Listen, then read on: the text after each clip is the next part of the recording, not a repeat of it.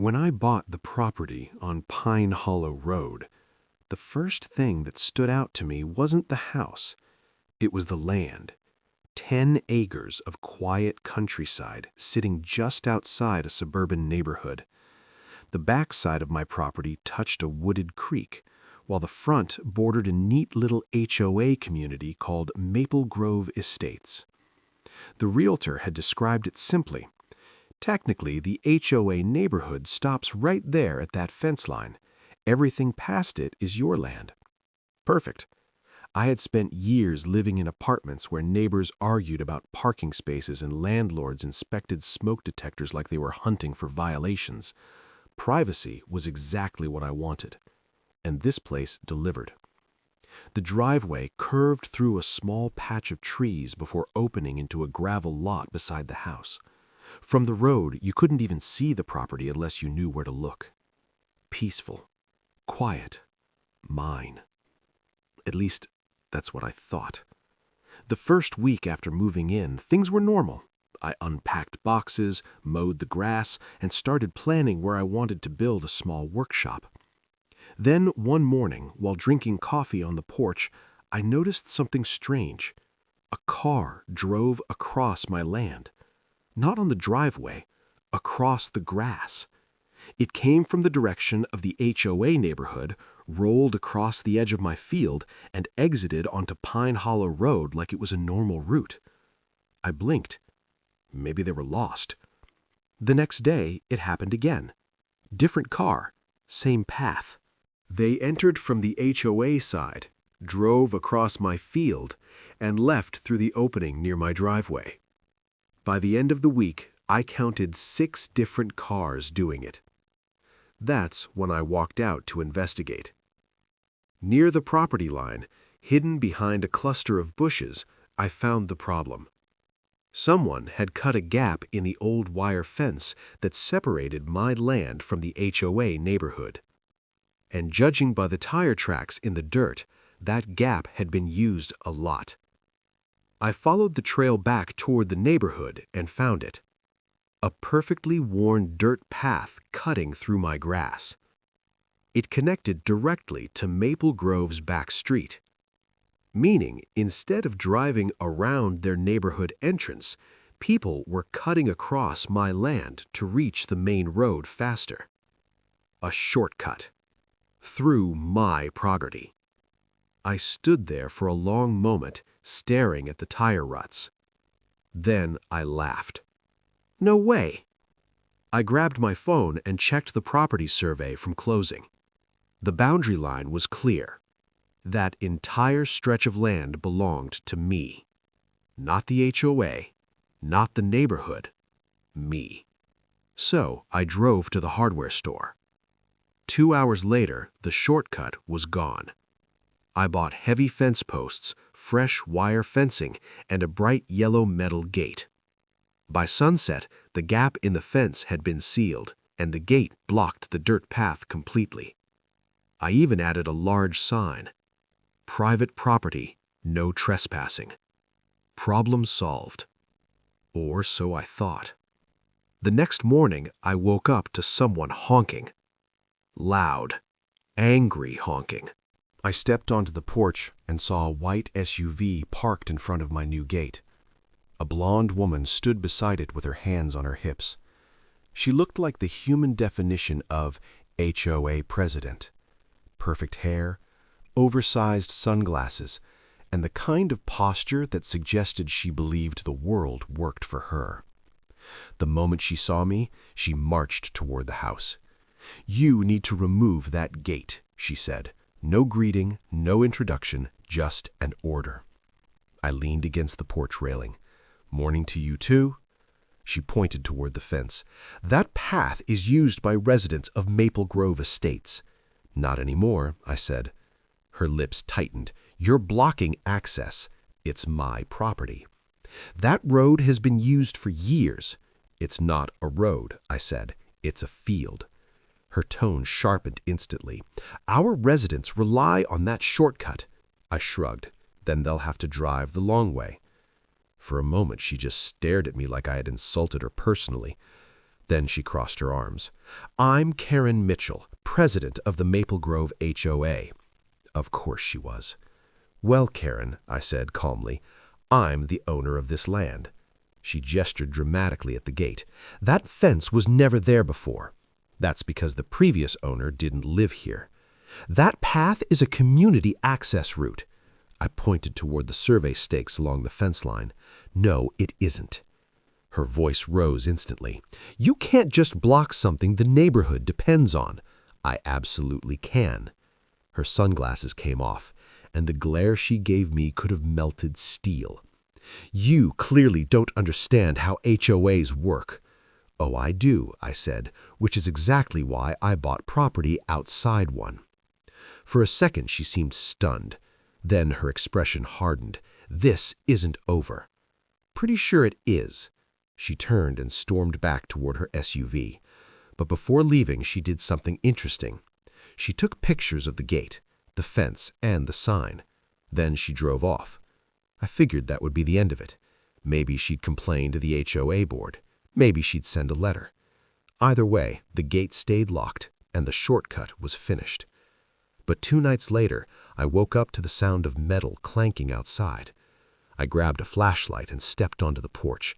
The beam cut through the darkness toward the fence, and that's when I saw them. 2 men standing by the gate with bolt cutters.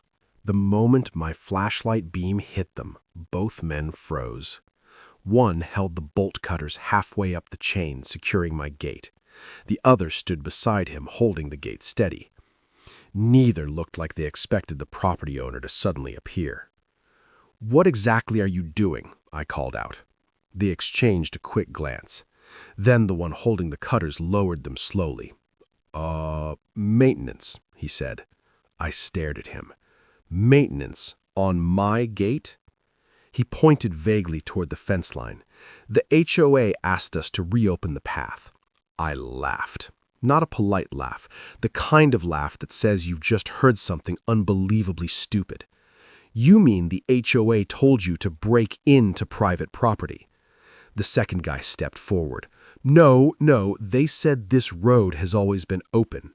"It's not a road." They both looked uncertain now. "Look," the first guy said, "we're just doing what we were told." "By Karen?" I asked. They didn't answer, which was answer enough. I walked down the steps toward them, flashlight still aimed straight at the bolt cutters. "Here's how this is going to go," I said calmly. "You're going to put those down." They did. "Then you're going to get back in whatever truck you came here in." They nodded. "And you're going to tell Karen Mitchell something very important." "What's that?" one asked carefully. "That if I see bolt cutters on my property again, the sheriff will be involved." They didn't argue. Within 30 seconds, they were back in their pickup truck and driving away. I thought that would finally settle it. I was wrong. The next morning, there was a letter taped to my gate, official-looking, stamped with the Maple Grove HOA logo. It read, "Notice of obstruction. You are interfering with a long-standing neighborhood access route used by residents of Maple Grove Estates. Please remove the locked gate within 48 hours to restore community access.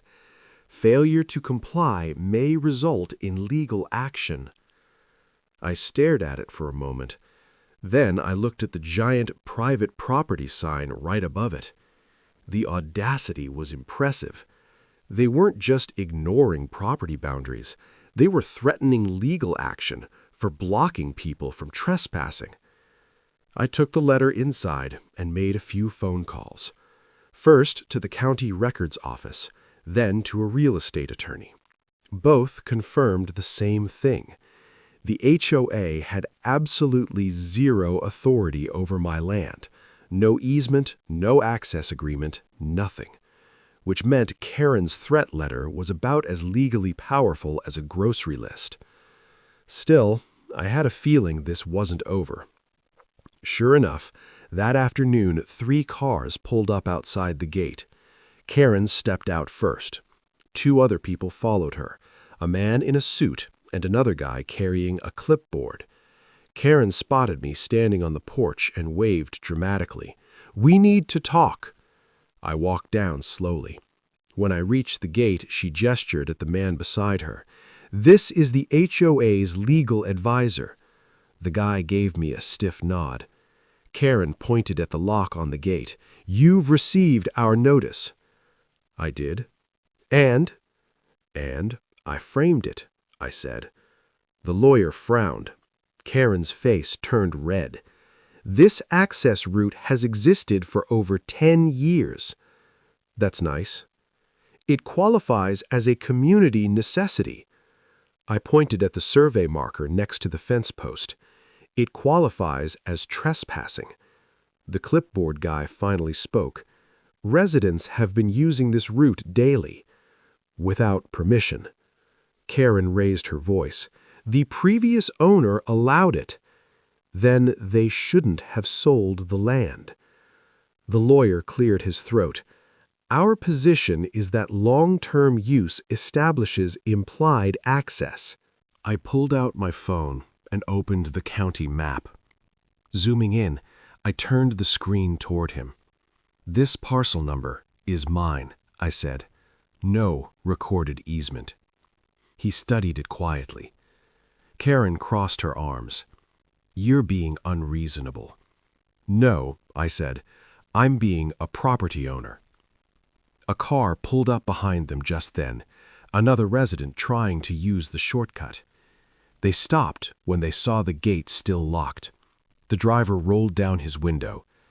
"Is the path open yet?" Karen turned toward him confidently. "We're working on it." I shook my head. "No, you're not." The driver looked confused. "Wait, this isn't HOA land?" "Nope." Karen glared at me. "You're inconveniencing dozens of families. They can use their actual entrance. It adds 10 minutes to the commute. That sounds like a neighborhood planning problem." Her patience snapped. "You can't just lock people out like this." I pointed at the sign again. "Private property." She stepped closer to the gate. "You're going to regret this." "Why?" "Because the HOA board will escalate this." I leaned casually against the fence. "Karen, do you know what happens when HOAs try to enforce rules outside their jurisdiction?" She didn't answer. "The sheriff gets involved." For the first time, the lawyer looked uneasy. Karen noticed. And that's when she made the biggest mistake of the entire situation. She grabbed the gate and shook it angrily. "This path belongs to the neighborhood." The chain rattled loudly. I pulled out my phone and started recording. "Great," I said calmly. "Now I've got video." Karen froze. "Video of what?" "An HOA president attempting to force entry onto private land." The lawyer immediately stepped back. Karen slowly released the gate, and for the first time since this whole thing started, she looked nervous. But the real trouble for the HOA was about to start, because the very next morning, someone tried to remove the gate entirely.